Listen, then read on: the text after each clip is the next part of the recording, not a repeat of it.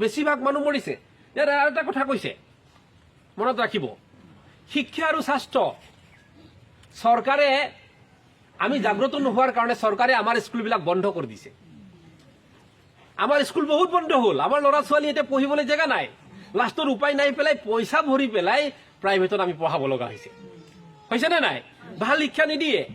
আৰু স্বাস্থ্য মেডিকেল এনেকুৱা হৈ গৈছে, মেডিকেলত এনেকুৱা হৈছে আপোনাৰ চিকিৎসা নকৰে। আপুনি মেডিকেলত চিকিৎসা কৰিবলৈ যাওক, চৰকাৰী মেডিকেলত আপুনি যাব বেমাৰ দেখুৱাবলৈ, এওঁলোকে বেমাৰ নাচায়, আপোনাক প্ৰেছাৰ জুখি পেলাই পঠিয়াই দিয়ে। চাব লাগিছিলে বেমাৰ, জুখিলেহি প্ৰেছাৰ।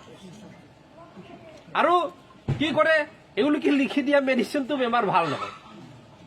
আৰু এই একেটা বেমাৰক লৈ পেলাই যদি প্ৰাইভেটত যায় বেমাৰটো ভাল হয়।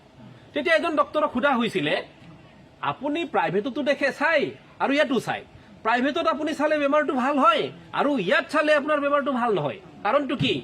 ডক্টৰজনে স্বীকাৰ কৰিছে, চাওক মই যিটো মেডিচিন লিখো তাত বেমাৰ ভাল হয়, কিন্তু মই মেডিকেলত থাকোঁতে মোৰ লিখা মেডিচিনটো মই লিখিব নোৱাৰো।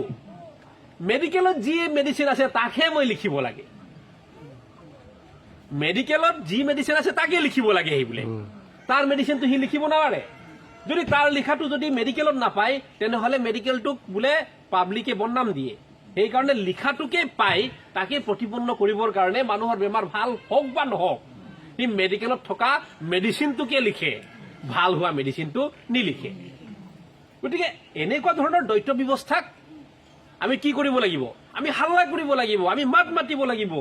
তেতিয়াহে এওঁলোকেও চৰকাৰেও যিটো মেডিচিনত ভাল হয় এই মেডিচিন দিবৰ কাৰণে বাধ্য হ'ব। গতিকে বহুতখিনি বিষয় আছে, সমাজৰ ভাল বিষয়বিলাক আছে, সেই বিষয়বিলাক আমি লৈ পেলাই গাঁৱে গাঁৱে যাব লাগিব। কথাটো গম পালে?